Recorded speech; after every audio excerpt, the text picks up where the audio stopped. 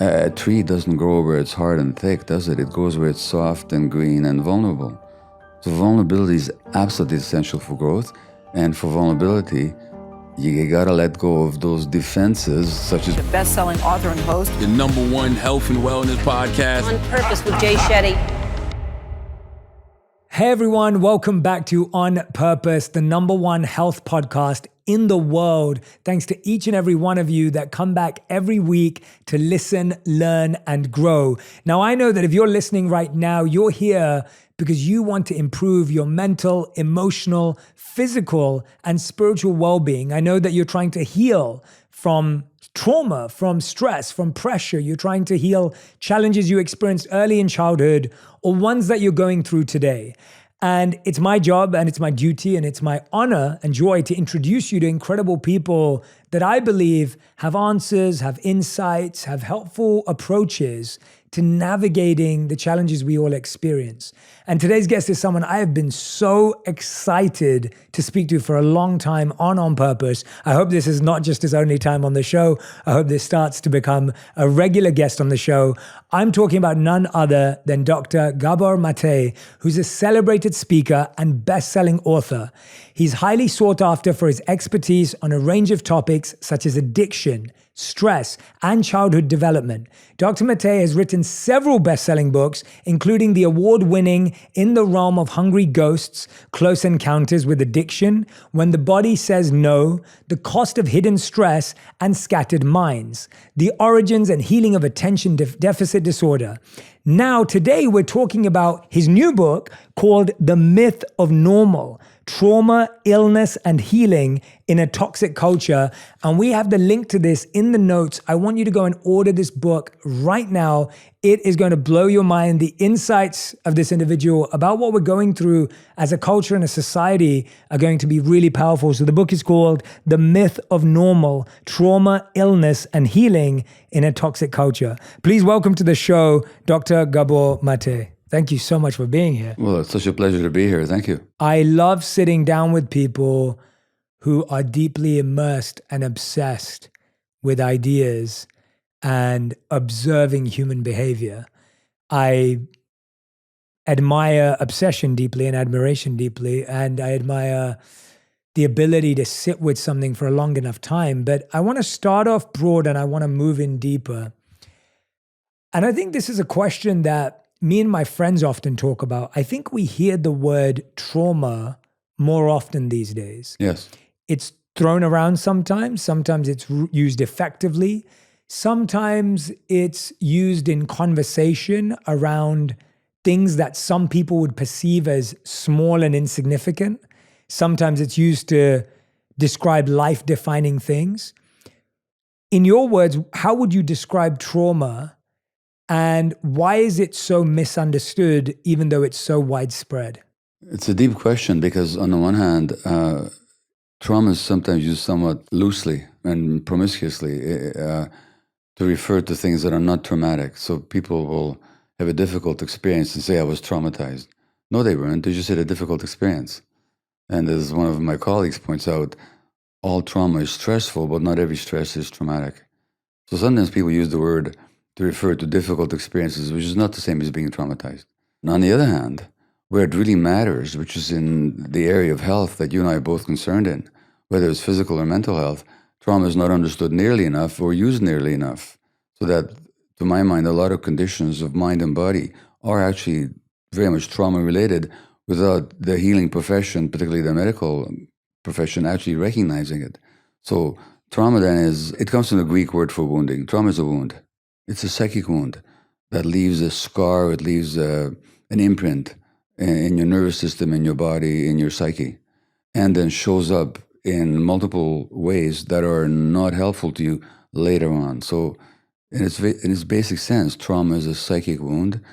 And if you look at the nature of a wound, on the one hand, if it's raw and open, it really hurts. So when somebody touches that wound that you sustained a long time ago, but it hasn't healed yet, you'll react like you're just being tormented all over again. This happens in relationships all the time. On the other hand, wounds scar over, and the scar tissue has certain features. It's very hard, it's rigid, so it's not flexible. So people tend to be rigid when they're traumatized. It also doesn't grow. So trauma very often stops emotional growth and development. So on the one hand, it's very raw and painful. On the other hand, it's even lacks sensation because scar tissue doesn't have nerve endings in it. So trauma then, just to finish, is not what happened to you. So trauma is not the difficult incidents, like trauma is not the war.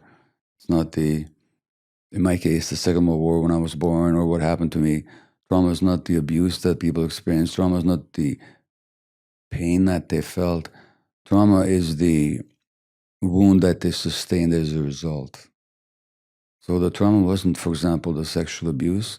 Trauma was the wound that the person sustained as a result of having been abused.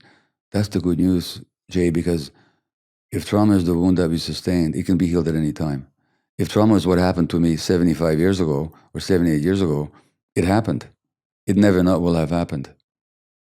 You know, the partition of India wounded a lot of people, but it'll never not have happened. But if the wound is what happened to people inside as a result, that can be healed.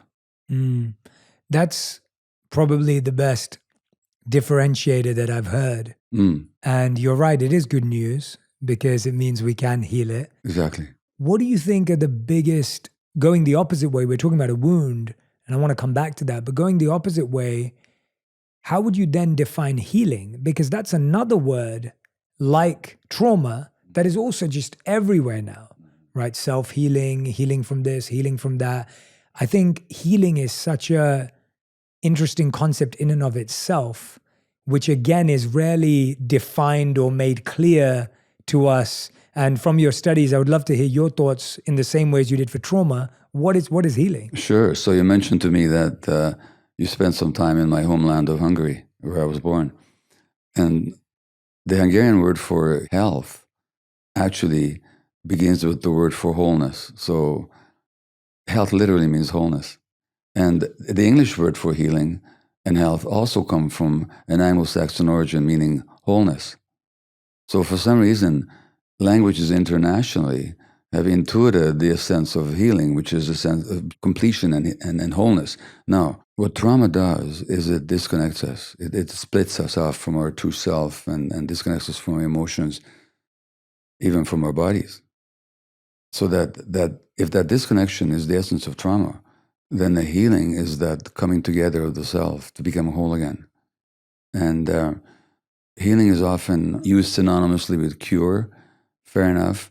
But strangely enough, in my view, and not just in my view, people can be cured from an illness without becoming whole, without healing. People sometimes also become healed without being cured.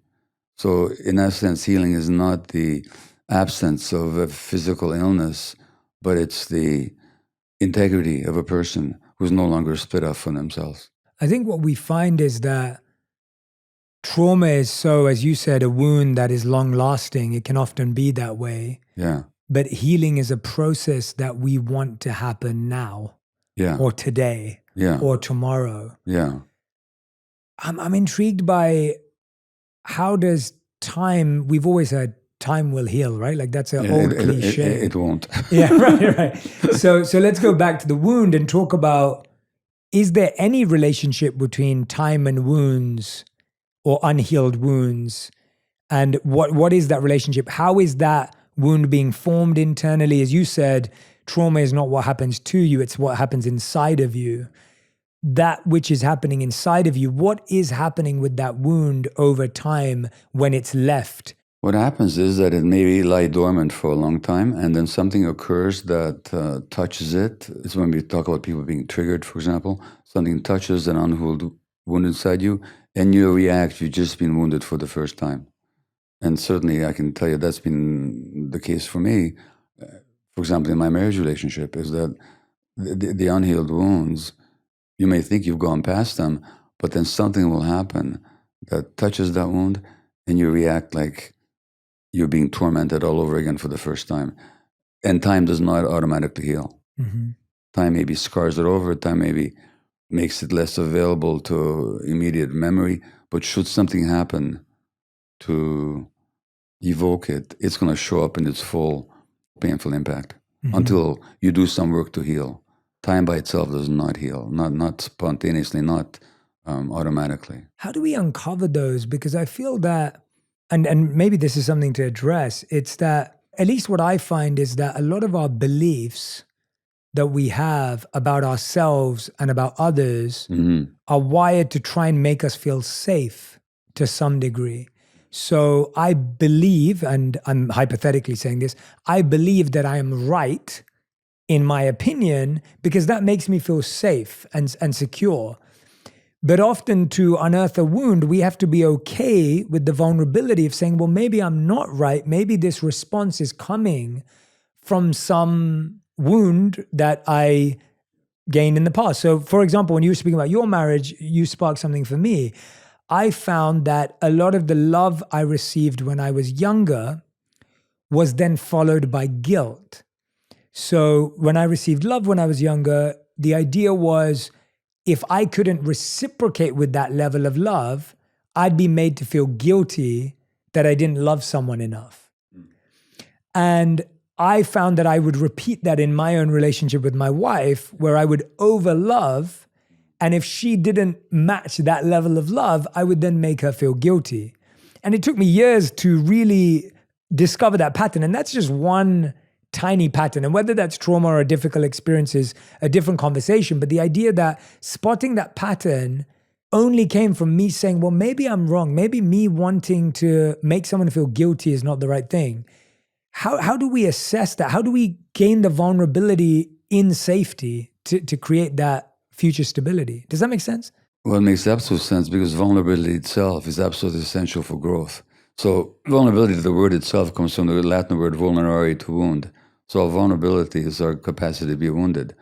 Now, the reality is that as human beings, we're all vulnerable from conception until death. But when we're hurt in childhood and the vulnerability is too painful to bear, we will try and shut down our vulnerability, and for example, by being right. Because if I'm right, then I'm powerful and I can't be assailed anymore, you know? But when we do that, we stop growing. Everything in nature grows only where it's vulnerable. So a crustacean animal like a crab, inside a hard shell, it can't grow. It has to molt and make itself very vulnerable to be able to grow. A tree doesn't grow where it's hard and thick, does it? It grows where it's soft and green and vulnerable. So vulnerability is absolutely essential for growth. And for vulnerability, you gotta let go of those defenses, such as being right, that you developed as a child in order to protect yourself from the pain. So that's why we talk about growing pains, because vulnerability is necessary for growth. Without vulnerability, there is no growth. Wow, what you just said, that is so beautiful. You just said vulnerability is our capacity to be wounded. That's what it means, literally. Yeah, that's an incredible definition of the word. I think we hear so many definitions of vulnerability, but that vulnerability, I'm just going to say that again. Everyone write that down. Vulnerability is our capacity to be wounded. How do we develop our capacity? So actually, let's go back to childhood. We'll come back to that. So if we go to childhood, what are the things happening currently that you perceive? And I know you talk about this in your new book, The Myth of Normal. By the way, everything we're talking about is in this incredible book, The Myth of Normal, Trauma, Illness, and Healing in a Toxic Culture. If you don't have it, please go and order it now. What is happening in our childhood, in society? I guess when you say things are not happening to us, there are still environmental impacts that are imprinting the potential for this wound to grow.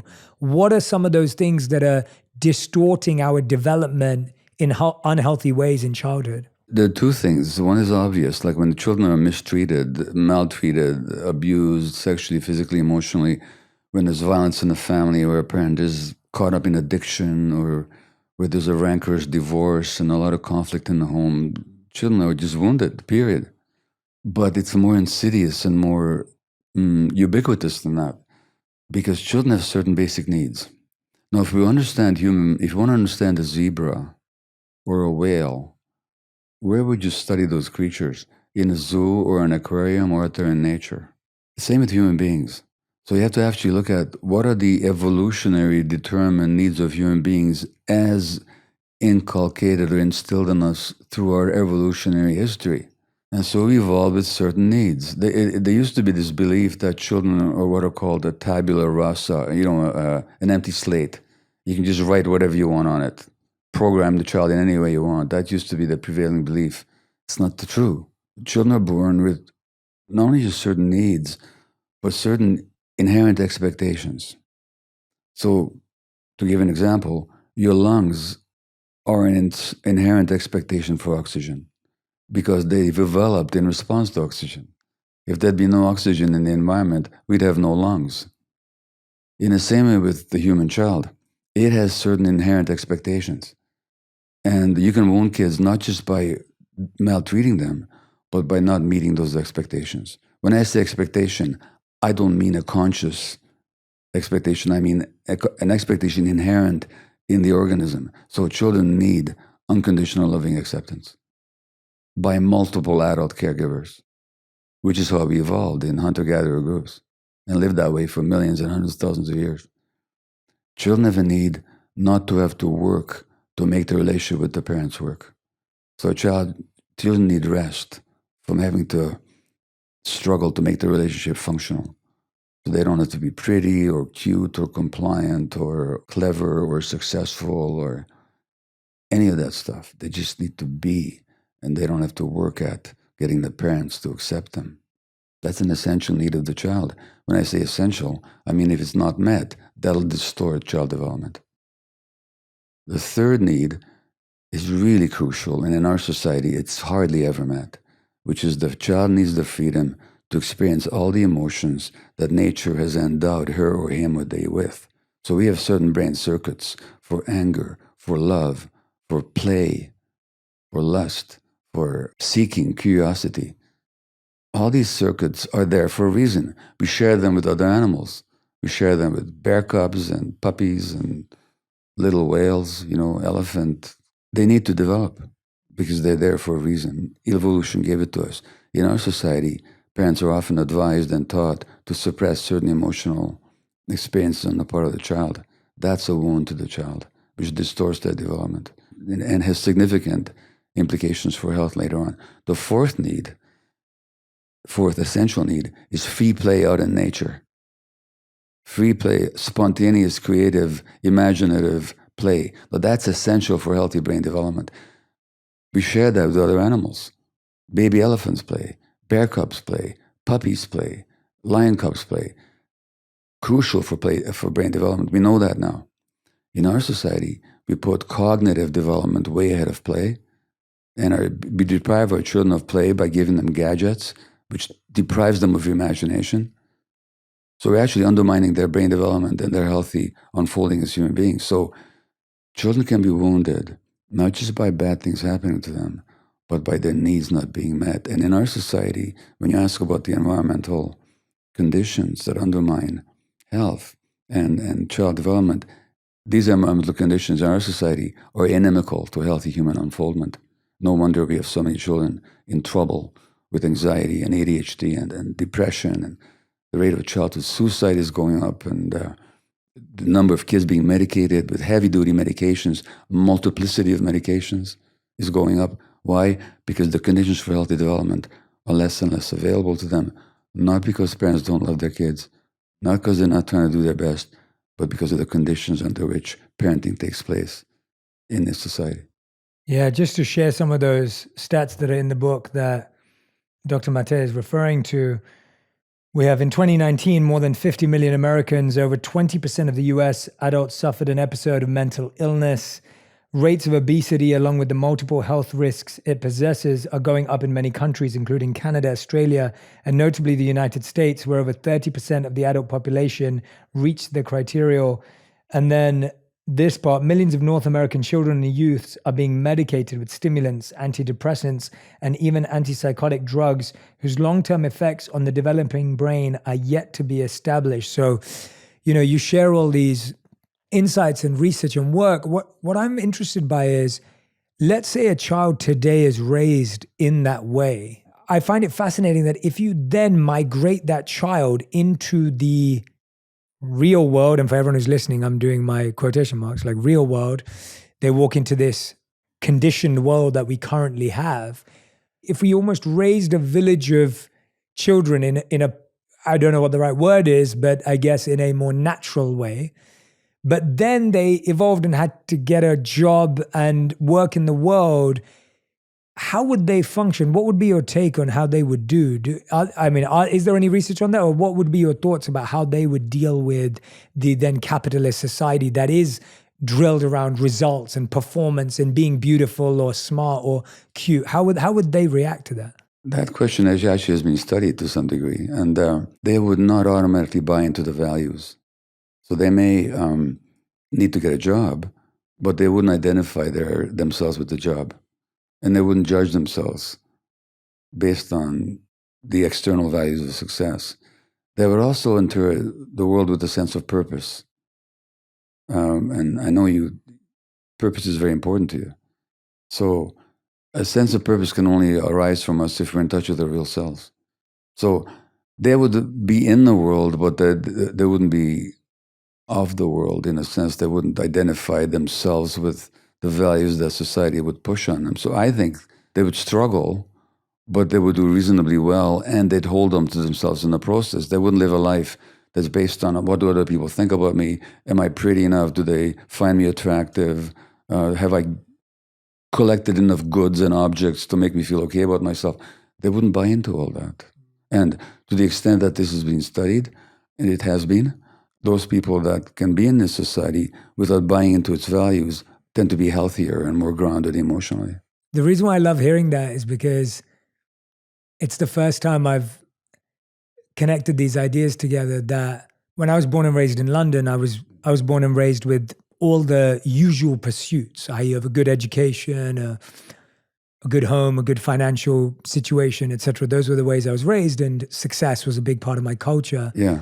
And I chased the validation of my family and the external surroundings and my community and what my aunts and uncles thought of me.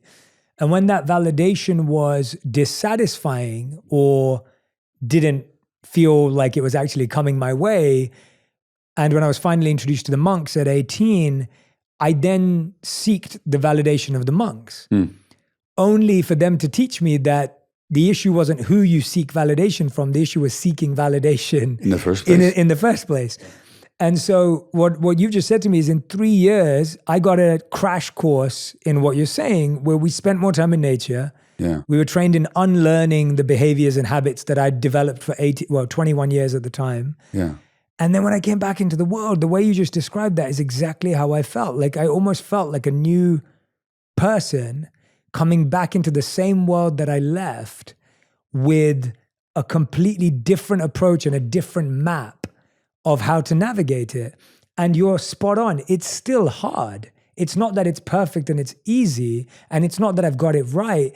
It's just that when I am challenged, I have a toolkit or I have some ideas, as you said, with purpose that help me think about the problem differently. You're not governed by the same thing. So when I went into the world of work, and I just want to give people a practical example of what Dr. Mate is saying is spot on. When I went into the world of work, we were all told that we had to be good at a list of like 10 things in order to succeed. Yeah. And I looked at that list of 10 and I was like, I can do one of those things really well. And I'm only going to focus on that one because these other 9 are not my nature. They're not my purpose. And it's so strange because that one thing made me extremely successful at the company I worked at, and then has become how I built my career. And it's so true that had I'd gone in and done what 90% of people did, I would have become what 90% of people are doing. That really deeply resonates. What is the difference though with, and I can't wait to read some of that research on that. I think that's fascinating. When you have a culture where I think most people who read this book today, The Myth of Normal, will say that they can relate to having trauma, illness, and trying to be on the path of healing, especially our community here. They are absolutely going to love this book. This is exactly why we have this show.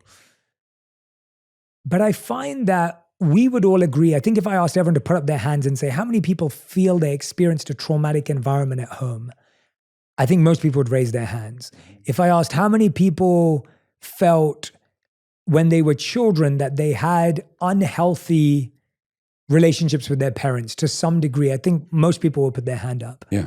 The challenge I find is that I really feel with what you're saying with the book, there's a difference between what you're saying and then the other extreme, which is mollycoddling. So there's neglect, and then there's mollycoddling. And I find that as humans, our brains are wired for extremes. So if we've seen that being mistreated or neglected is really bad for us, we go the opposite way and we go, okay, now I'm going to make sure that this kid has like 24 cushions around it. I'd be curious to know. I like to answer that question because it's a very important one. Yeah.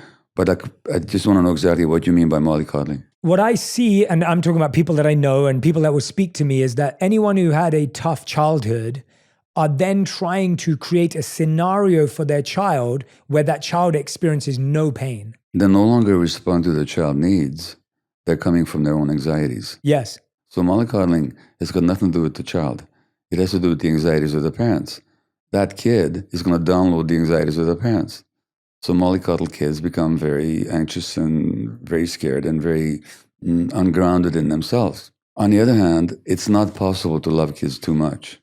In fact, there's a very interesting study where they looked at a large number of mothers and their infants in the early few months. And most mothers in this study were seen as really good mothers, and some were a bit distant and because of their own traumas, not as available. And a small group were seen as like super loving in how they doted over their infants. Okay? 30 years later, they looked at these infants now as adults. The ones that were most emotionally grounded and healthy were the ones who received the super loving. So there's a difference between, you can't love a child too much. So the mollycoddling that you describe is not a child being loved too much.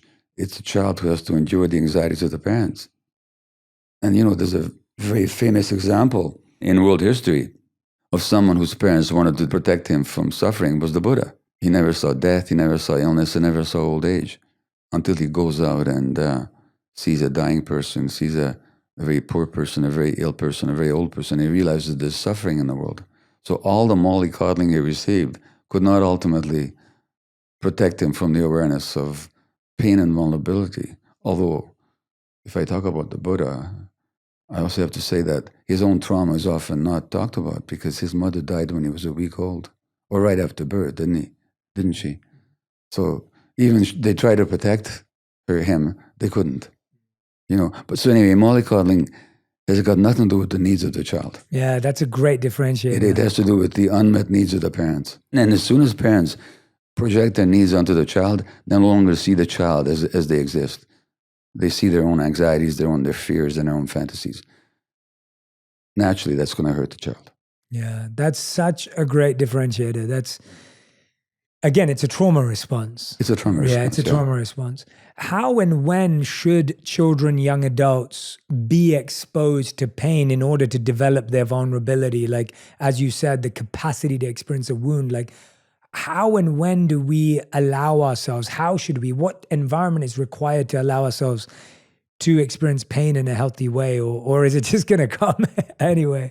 It's the nature of life. There's no reason to deliberately expose children to pain because they're going to experience it. The question is, how do we support them when they do? You know why? Because their puppy's going to die. Because grandfather's going to die. Because some neighborhood friend won't want to play with them. Because they're not going to get the toy they wanted.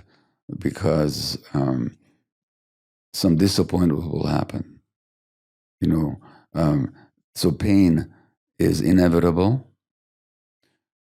But it doesn't have to become traumatic if the child is supported in experiencing the pain and moving past it. So we don't have to impose or bring pain into kids' life to train them. Life's going to do that. The question is, how are we to interact with them while they're enduring the pain? Yeah, and what would you say those are?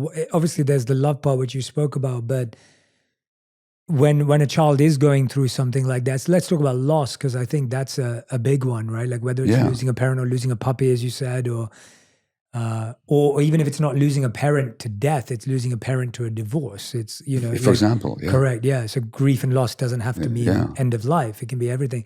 Exactly.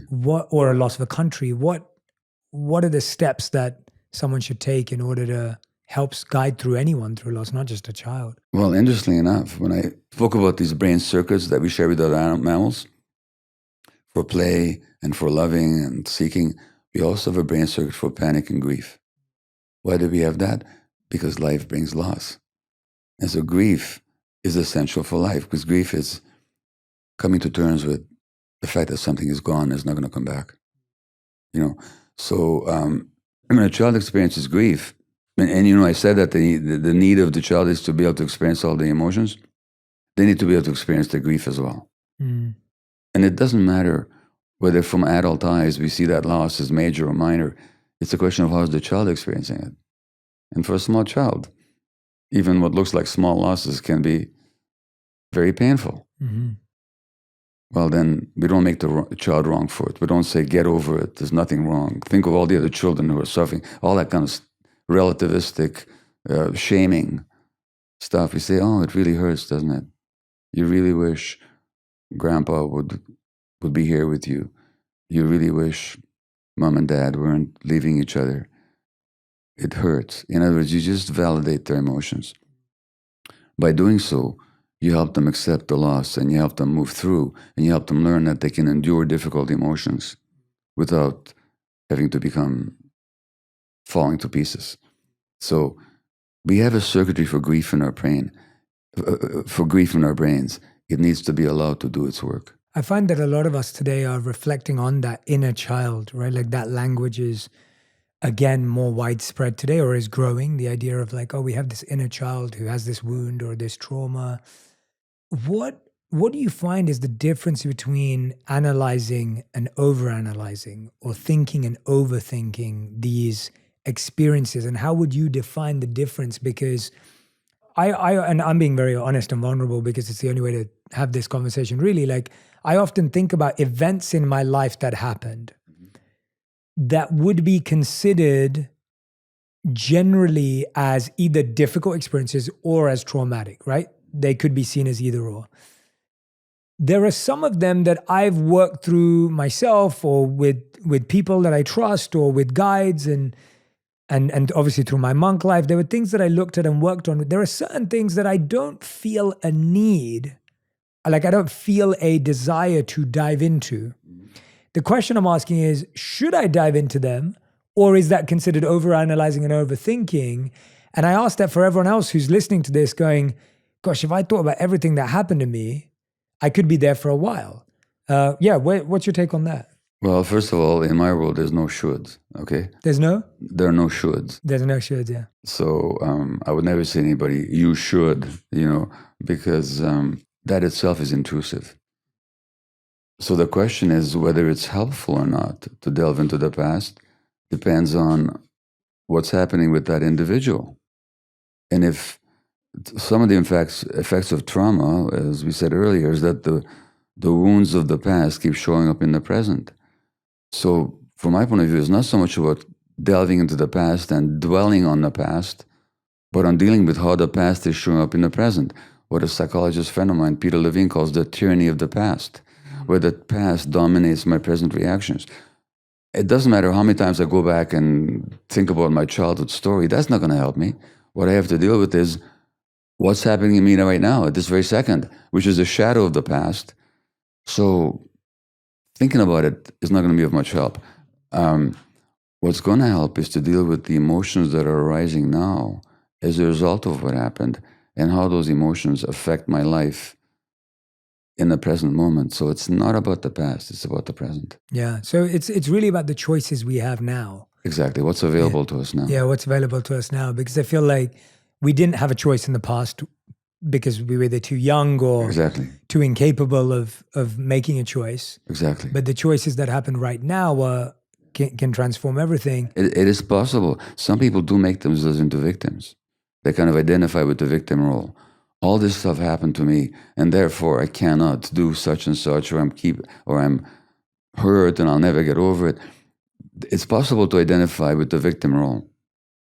It's even possible to identify with the survivor role. I'm a survivor. Well, no, that's not who you are.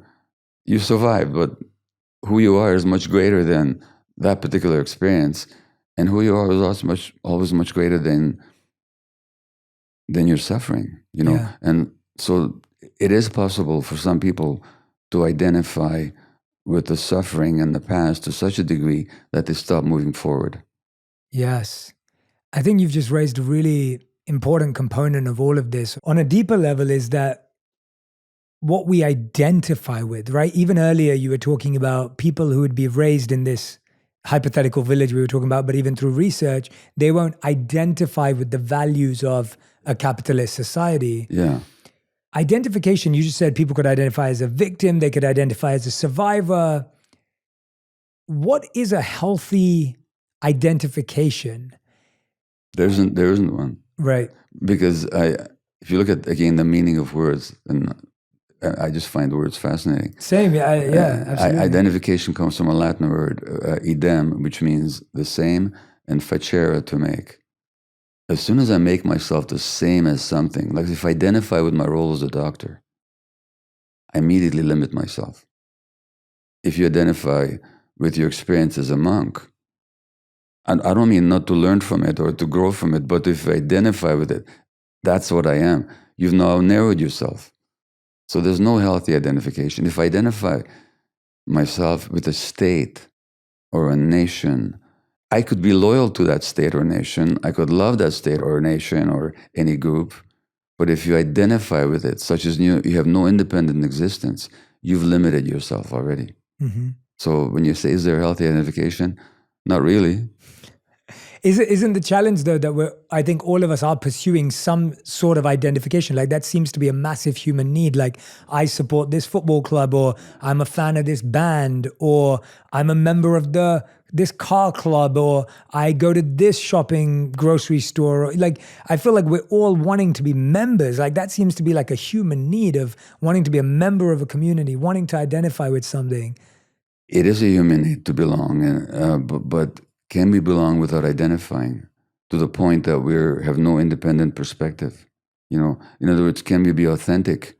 And I talk a lot about this tension between authenticity, being ourselves, and attachment, which is belonging. Ideally, we can both be authentic and belong. Yeah, I like but that kind of identification often leads to suffering. I mean, it's what the Buddhists call attachment, isn't it? And I'll give you an example. So you mentioned the sports team. So you wouldn't know this, but in the 1950s, the Hungarian soccer team was the best in the world.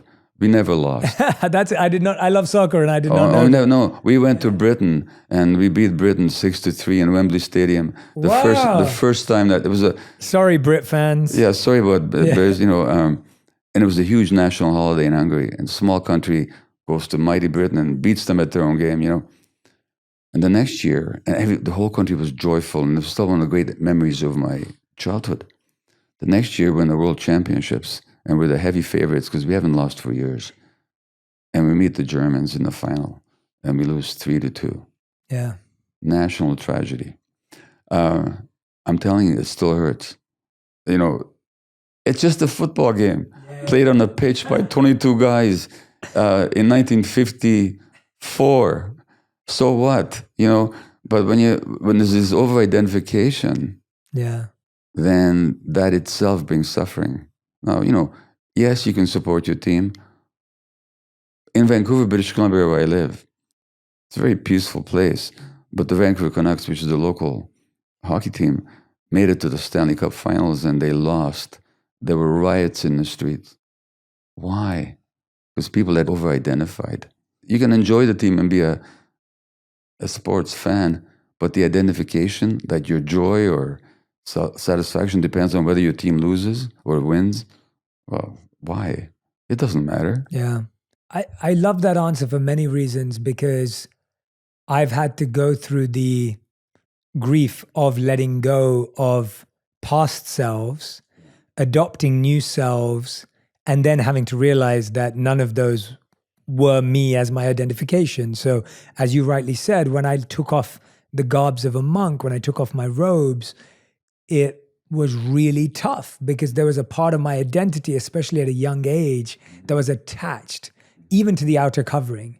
And I had to realize that I had to extract the inner beliefs and leave the outer covering behind, and the outer name and what that meant. And even in my career today, like I've had to let go. And even now I don't even know how to identify in one sense. Whenever, I'm sure you feel this to some degree in your work as well. It's like whenever they say like, oh, when you're on TV and they want to put like your title, and they'll be like, Jay, what's your title? I'm like, I'm more defined by my purpose than my profession. Like, what I do for people and the service I want to offer in the world is far more important to me than author or podcaster or former monk, or like those things don't really define me. Well, I get that totally. What I'm thinking about is you telling me when you left those monk's robes, we talked about the crab, didn't we? With the hard shell.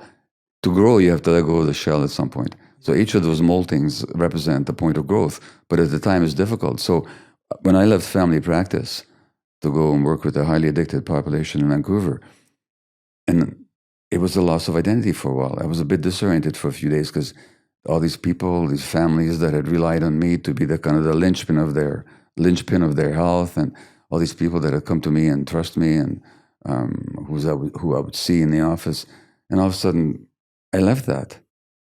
Now who am I all of a sudden? So I totally understand that. Now the reality is that I'm so grateful that I did. What then I got to experience in the next realm of work helped to further define my purpose in life and taught me so much about myself and human beings. But at the time, it was difficult. Letting go of that identification was difficult. And there was really that sense of, well, if I'm not that, then what am I? This is what happens when we identify with roles. Yeah, if anyone's listening and wants to have a go at figuring out what your subconscious answer is, ask one of your friends, ask them, and then get them to ask you, who are you? Yeah. And your answer to that question, 99% of the time when you ask someone, who are you? They'll say, I'm a lawyer, I'm an accountant, I'm a Brit, I'm an American, always the answer is on such a material level. Well, as one spiritual teacher said, I think, unless I'm making this up, but I think they said it, that the problem is not knowing who you are. The problem is thinking that you know who you are. Yeah. Yeah. Yeah. It's incredible, isn't it, that the things that are true safety feel unsafe to the mind. Yeah. And I'm intrigued by that because you've studied the mind, you've studied addiction, you've studied healing, you've studied trauma. Why is it that we seek certainty and stability when you earlier also said that the only time we experience growth is the opposite, when we're vulnerable? Why is it that we're so addicted to things staying the same or things not changing? Like that seems to be a core human addiction. Well, a therapist once said to me that it has to do with the nature of the mind that you're referring to. A therapist once said to me that if your parents didn't know how to hold you, you develop the mind you hold yourself with. So you find safety in this mind that you created. And so the human mind, the ordinary egoic human mind, is basically a defensive structure. It's, in significant ways, it's a response to pain. That's not all it is, but in significant ways, it's a response to pain. It's afraid of pain, and it's designed to keep you from experiencing pain. So it's worried, and it's anxious, and it's defensive. So when it comes to change and vulnerability, the mind wants to defend against it. And so it comes out of fear, which comes out of childhood experience, where the pain that you had wasn't held. And therefore, you develop these mind structures to keep you from experiencing it. And I mean, one of them clearly is addiction. And, Keith Richards, the world's most famous former heroin addict, the Rolling Stone guitarist, said about addiction, for example, his heroin use, that the contortions you go through just not to be yourself for a few hours. Now, why would somebody not want to be themselves? Because it hurts so much at some point to be yourself. And then a mind comes in and tries to protect you from that pain of being yourself, with its ideas and its beliefs and its certainties and its endless desires and its artificial needs. And it's afraid to let go. Because if I let go, I'll be a helpless child again. So the mind largely is a defensive structure, and then often will react that way. That defensive structure obviously sets us up for so much. What is happening inside that makes two people react completely differently to the same thing? Right? You could have a parent that's a drug addict and one of the children goes, I'm never going to have drugs ever again because I saw what it did to my parents. And the other person actually imitates the behavior and goes down the same path. What have you found or seen that at a young age creates that different journey? Well, the first thing to say is that no two children have the same two parents, and no two children have the same childhoods. even though they grew up in the same biological family. Because first of all, one of them came along at a different time. So they had a different set of experiences. There's the birth order. That affects how children experience the parents. Then there's degrees of sensitivities. So some people are born more sensitive than others. Sensitive, again, comes from the Latin word sensire, to feel. So the more sensitive we are, the more we feel. Given the right environment, a nourishing, supportive, grounded environment, that sensitive child just becomes an intuitive, a creator, an artist, an actor, a leader.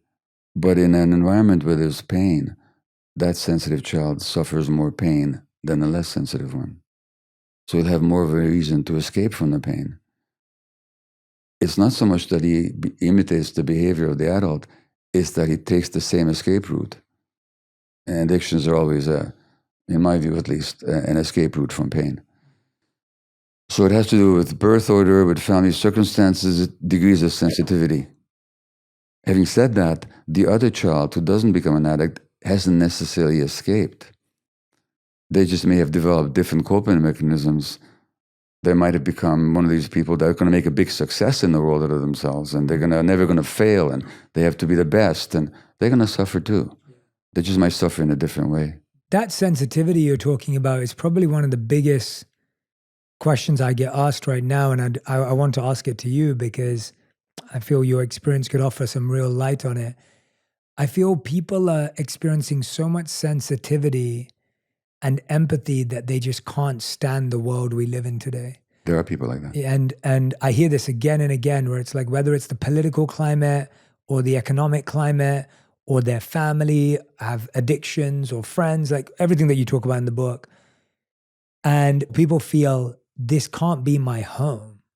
Like this is not the place I want to live in.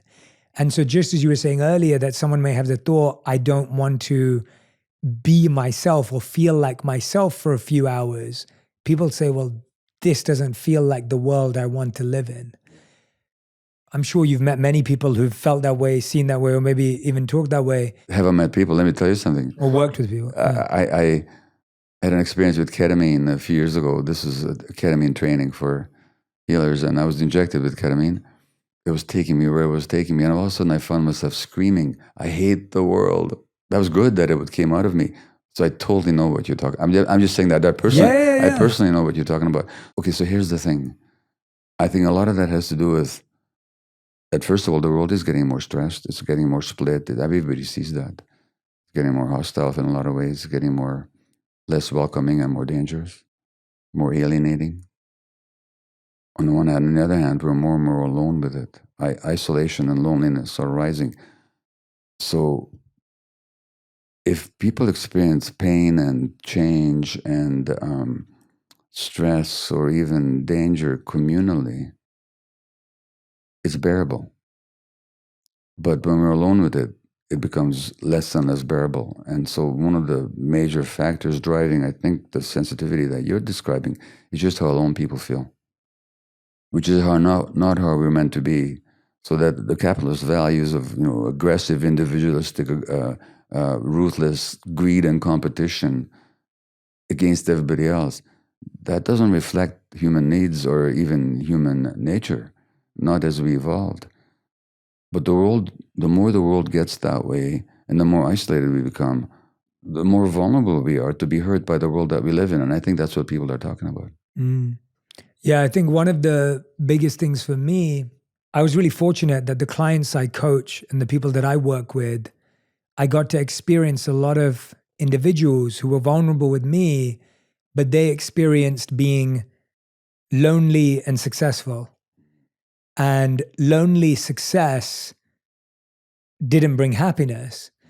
And I know that one thing that me and my wife are always talking about, especially because we're in a country where we don't have any family, we had to start from scratch in our friendship, work, and everything was... I heard you say in a podcast of how important family is to your wife, for example. For my wife, it's huge. Like her personal family is like everything to her. Like that's her greatest value.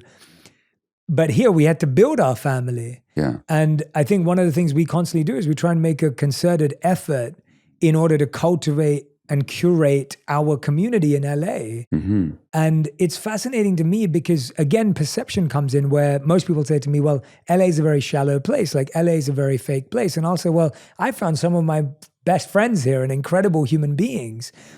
How much does that perception of a place or a space or a person actually also make us more lonely? Because I find sometimes that loneliness is created by perception. Like, if we're scared of being vulnerable with someone, it's hard that someone will be vulnerable with us, right? So what do we need to do in order to build deeper relationships for healing and in this path that you're suggesting? Well, first of all, it occurs to me that loneliness is always perception. There's a difference between being alone and being lonely. Alone is just a fact and that we can embrace and make decisions about. Loneliness has got an emotional charge to it. And that's very much a matter of perception. You can be alone and not be lonely. And you can be surrounded by all kinds of people and be completely lonely. So that depends, how open am I? How vulnerable am I really willing to be? What defenses have I erected around myself to protect myself that keeps me from really contacting other people? So I think we unwittingly generate loneliness. There's also something else that happens, and you referred to this earlier. You talked about elders. So in our society, we don't talk about elders. We talk about the elderly. It's not the same. In our society that defines people so much in terms of their economic value, we tend to discard people that are not perceived as having economic value either as producers or consumers. So this society generates a lot of loneliness just because it's materialistic values. And in other functioning cultures, elders are not only they're respected, but they have a purpose. They have the wisdom, they have the experience, they have the vision, they have let go of a lot of the attachments that youth invariably engages with. So they have a lot to offer. So loneliness is also created in a society that has a very rigid and limited set of values. Yeah, I love the change in the language again of the elders and the elderly. And I always go back to that time in my life because it gave me so much. But growing up around people that were the same age, younger, older, and elder gave you so many different visions of life. And when I look back at my childhood or my young adulthood, I was constantly surrounded by people that were older than me, younger than me, much older than me and wiser than me. Yeah. And being able to have everyone's vantage point created a beautiful 360-degree picture of life. Yes. But most of today, we're only seeing 1 degree. If you spend time with only people your age, you're getting a very limited viewpoint of life versus if you're spending time with a much wider age range. And you tend to get a much less mature and rounded view of life. One of the books I helped to write, co-wrote, is called Hold On to Your Kids, Why Parents Need to Matter More Than Peers. And the point made in that book is precisely what you just articulated, which is that for so many people, their world begins and ends with their own age group, which is a developmental disaster. Because again, we evolved as creatures in touch with multiple people of multiple ages. And we've spent our time around people with multiple ages. When you isolate people by age, as this culture largely does, I mean, there's subgroups within subgroups within subcultures in a society, all based on very shallow identification with age. It just limits our development and limits our possibilities. And with that development, how do you see human nature? Do you see human nature as muddied, trying to become pure, or beginning at pure and then getting muddied and then trying to go back to pure? Like, how do you see that? Well, we do happen to have a chapter on human nature in this book, and pondering that same question that you just raised, I more or less come to the conclusion it's not that there's a definable human nature, not that you can say, because I mean, look, Buddha was a human being, Hitler was a human being. One is full of compassion and love and giving.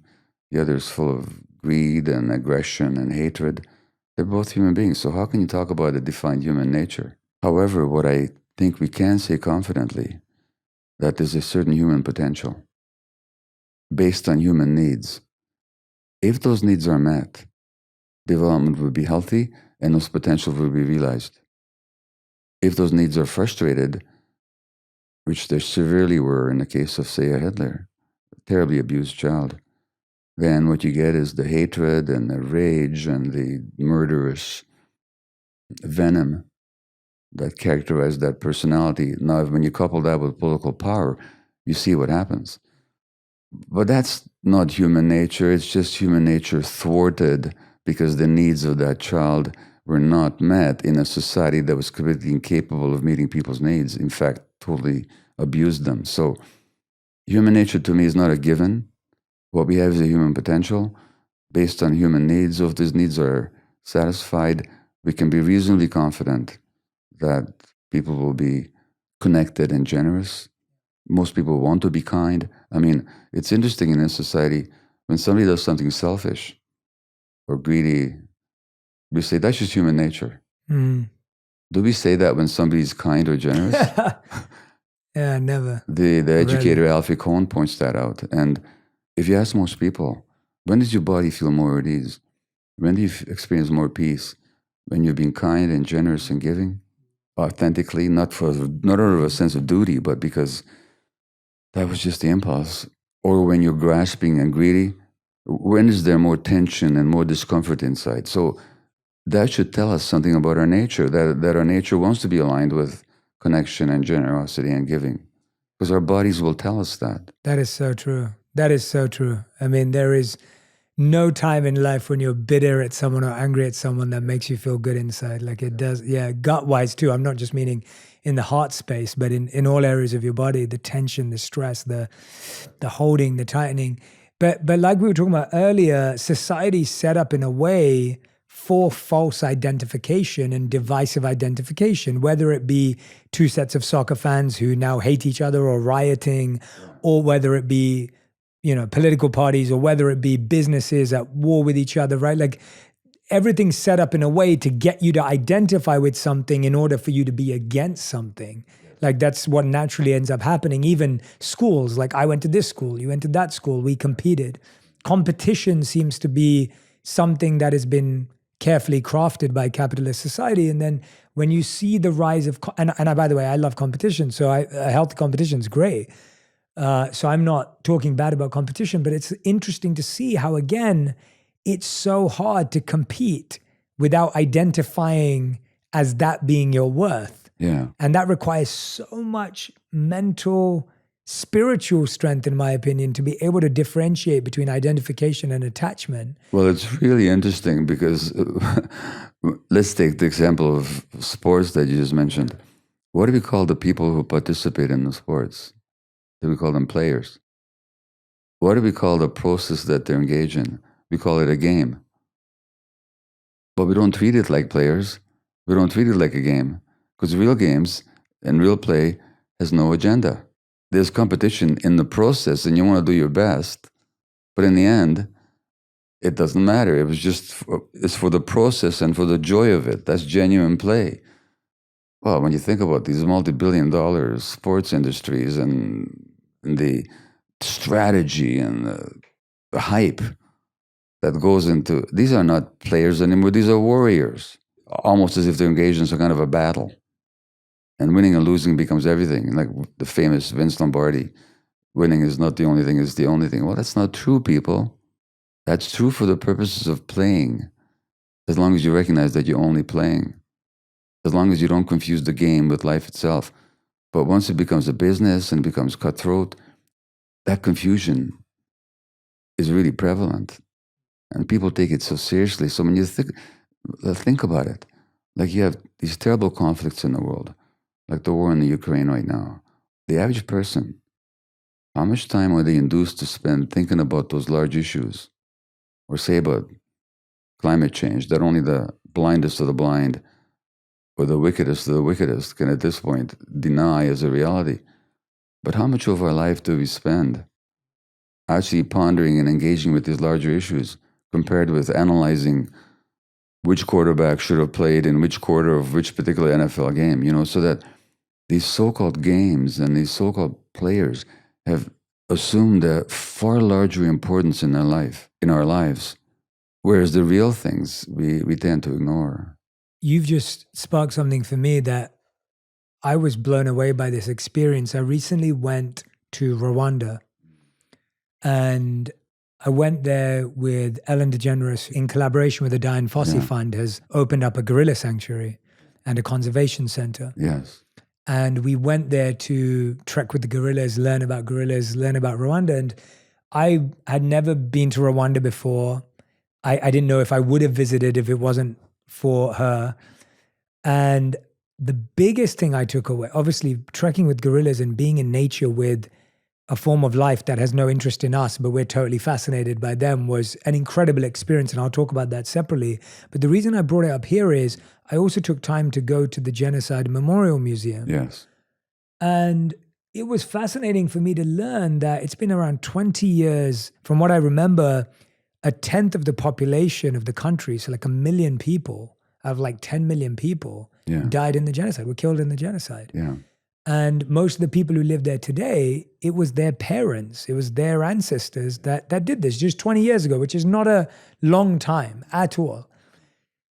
And I met some of the survivors. I sat with them in the museum. I talked to them. We talked to the locals. We talked to people that were helping us with our travel and arrangements and the hotels we stayed at.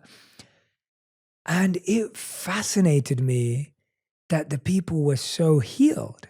Mm-hmm. Like there was such a genuine, sincere conversation that they've now let go of this two-tribe culture. They've let go of the names, the identification, that they're living by a principle they call Ubuntu. I am because you are, I believe, or you are because I am. Like that's, I'll get that right. But Ubuntu is the word that they use. And it was so special. I was totally... I'm curious to ask, did you delve into what allowed them to do that? They said a lot of it came through the leadership. Like they said that was how they were being led. It's what you're saying. Like when you said like they were asked to, you're saying we don't make time to focus on these huge issues because we're too busy wondering which player played in which position. Yeah. They didn't say it in that way, but that's what they were saying, that our leadership encouraged us to think in this way. And I couldn't believe that in 20 years when your parents have probably killed their parents, that you were standing next to each other, not worrying about the lineage that this culture was set up. And it was the Europeans who set up part of that anyway. But I just wanted to understand from you, like, what does it take to get to that level of healing? Because that's, people would say, okay, well, it's a 10 million population. To me, that's still a humongous win for the world. Yeah. I was wondering if you've seen cultures, or if you've seen even smaller groups, or even living through the war where you've seen that kind of healing before. I don't know how the healing happened in Rwanda. I'm of course. really encouraged to hear what you describe here. I think at the very least of it, the suffering had to be acknowledged and had to be heard and fully acknowledged. And then the healing can take place. Yeah. Without that, it can't. Of course, absolutely. Which is why it's so important to understand trauma. The suffering has to be acknowledged. Now, in my country, Canada, like when you talked about Rwanda, of course, that tribal hatred didn't just arise out from nowhere, nor is it necessarily in the nature of those people to be like that. A lot of it was the legacy of colonialism that quite deliberately, and you would know something about British colonialism, it quite deliberately set one group against another, the legacy of which was often tremendous struggle and hatred and violence. In Canada, as in the United States, the legacy of colonialism fell more particularly on our indigenous peoples, so that to this day, they suffer so much. The addiction rate is much higher amongst them. 50% of the women in jail in my country are indigenous people. Wow. They make up 5% of the population. Wow. An indigenous woman has 6 times the rate of rheumatoid arthritis. They never used to have rheumatoid arthritis prior to colonization. There's been some apologies in Canadian history, but there's been not sufficient acknowledgement of what actually happened and what continues to happen. And I'm saying that an essential condition for that healing would have to be acknowledgement. So the Pope came to Canada just maybe 6 weeks ago because the church cooperated with the state to abduct children from their homes, indigenous children from their homes, for over 100 years, into the 1990s, into these residential schools where our native children were not allowed to see their parents, where their culture was extirpated, They had pins stuck in their tongue if they spoke their tribal language. They were sexually abused. Often they died. They were physically abused. They were starved. And the Pope came and apologized. And you know what the apology was? I'm so sorry for what some Christians did to your people.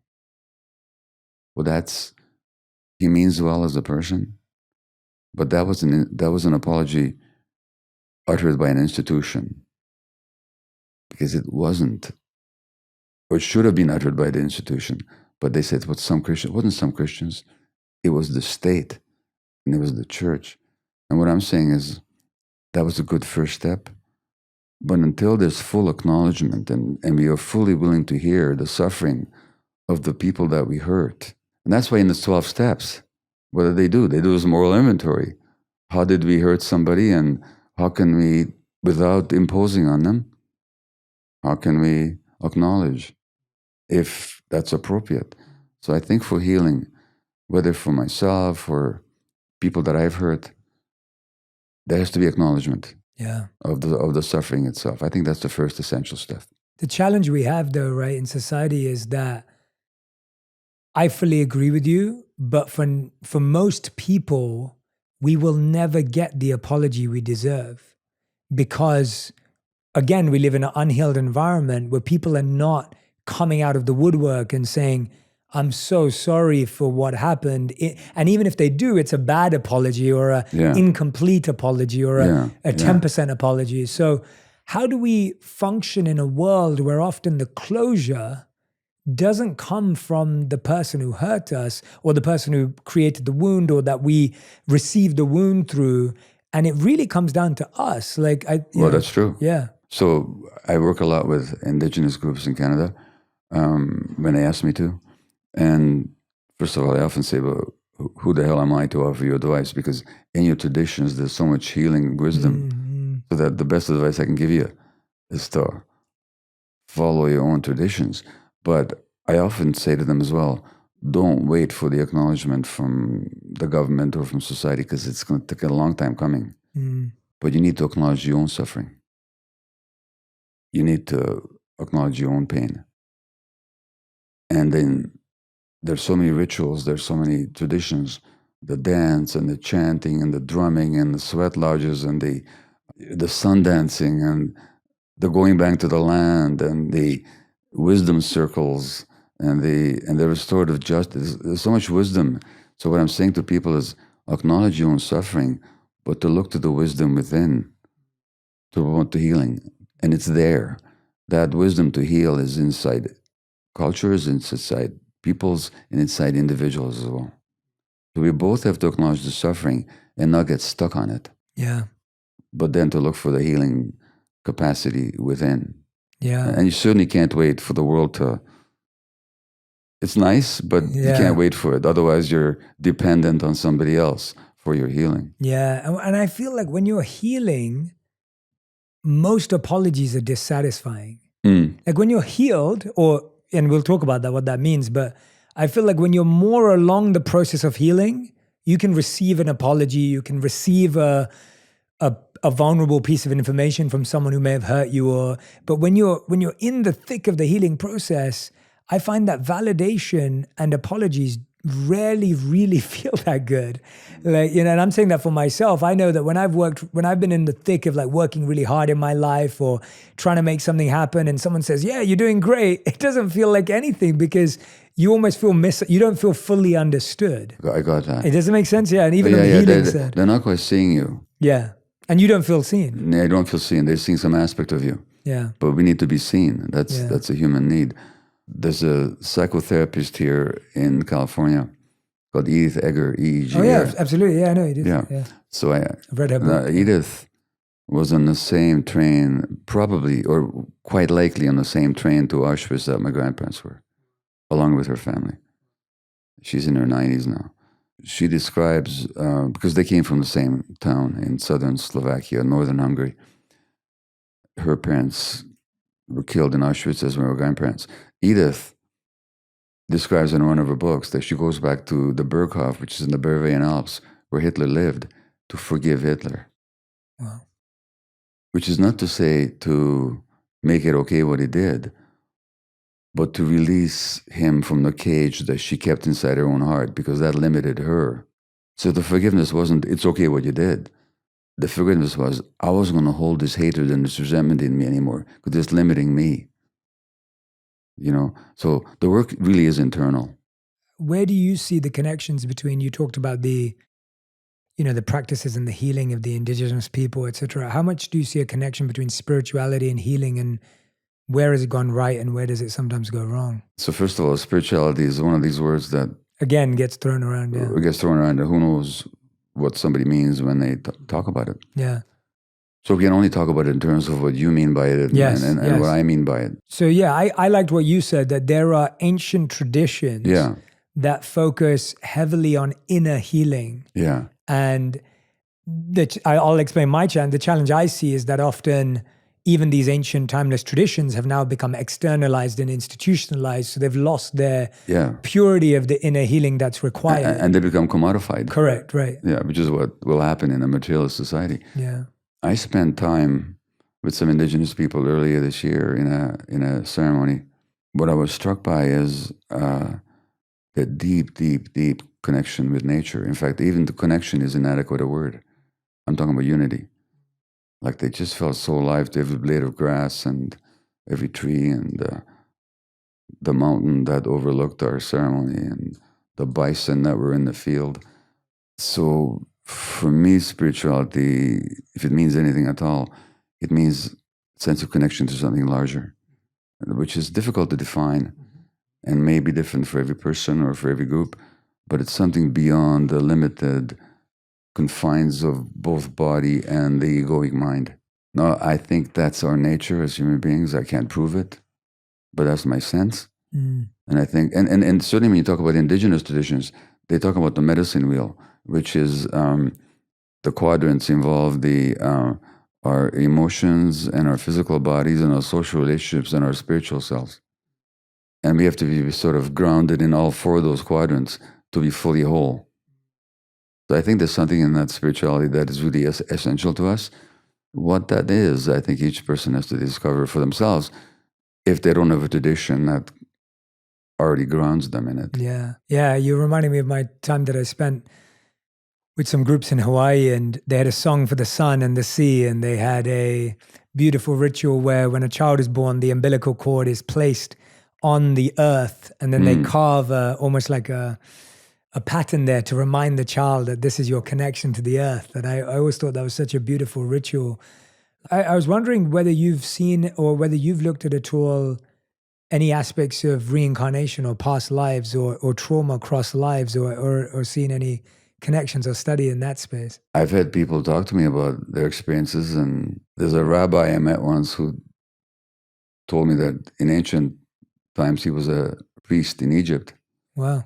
He was in no way a lunatic, or psychotic. He was a very grounded, lovely man, and he was convinced. My mind doesn't go there. I've read something about these traditions, the Tibetan tradition of the Bardo, and you probably know a lot more about it than I do, but I've not personally experienced it. And my mind, as I've experienced my mind so far, hasn't found a space for knowing what that really means. I understand it intellectually. Yes. But I there's nothing in me resonates with it as far as I can recognize. Yeah. Now, maybe at some point I'll have some huge awakening, or maybe after I die there'll be a huge joke on me, saying, you didn't believe, buddy? Well, here it is. But frankly, right now, if you ask me, I'd say nothing in me goes there or even wants to. That's my truth. No, I appreciate that. Yeah, no. I always find it fascinating for people who study trauma, especially when you, as you said, that no child starts at a blank slate. They start with a makeup to some degree, and so that's why I was intrigued. But Dr. Mate, it's been so beautiful talking to you, because I feel like I get to ask you questions that I wouldn't often receive the answers and the quality of answers, the depth of answers that you can provide. I see you as a true elder, as a wise person in our society, and I respect you a lot for that. And well, thanks so much. I can tell you quite honestly that this is not an interview like I've ever had before.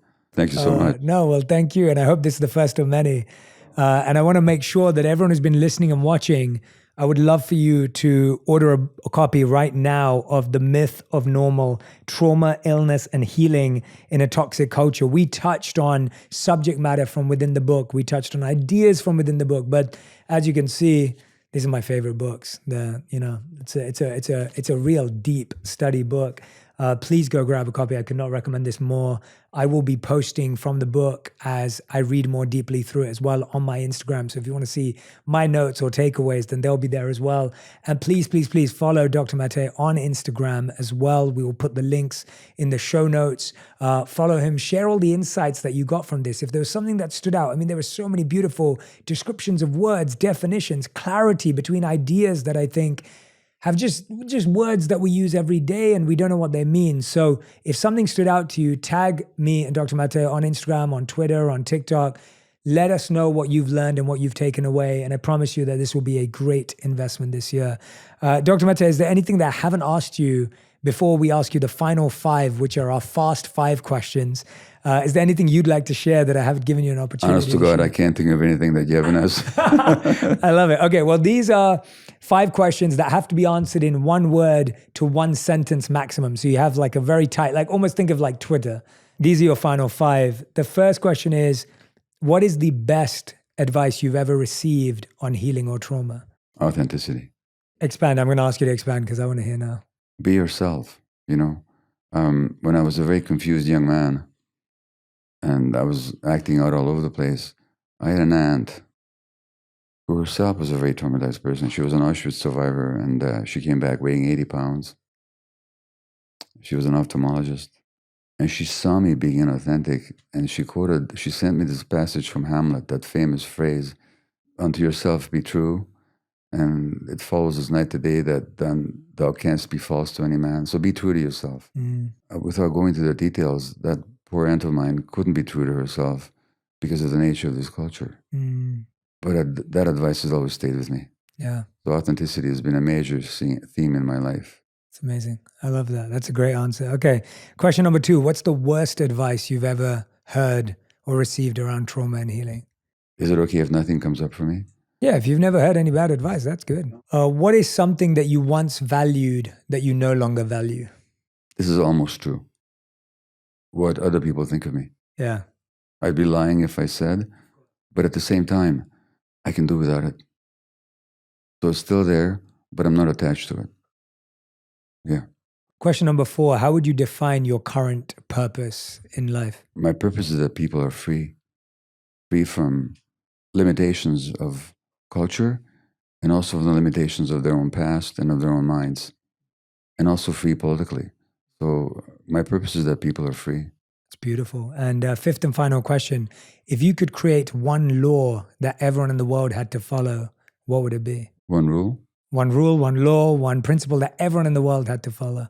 If I was coercing and creating the impression that one had to do anything, that already would defeat its own purpose. Because as soon as somebody has to, it's almost like, just lean forward for a minute, would you? Yeah.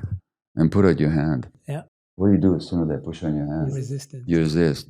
So as soon as people sense that there's a had to, there's going to be resistance. So I'm going to decline answering that question. That's a great answer. We've never had that on the show. I love that answer. That's a brilliant answer. That's fantastic. I love the way you think. The Myth of Normal is out right now. Trauma, Illness, and Healing in a Toxic Culture. Dr. Gabor Mate. It's been an honor. Thank you so much. It's been so much fun, and we'll do it again. Absolutely. Thank you. Thank you. Thank you. If you want even more videos just like this one, make sure you subscribe and click on the boxes over here. I'm also excited to let you know that you can now get my book, Think Like a Monk, from thinklikeamonkbook.com. Check below in the description to make sure you order today.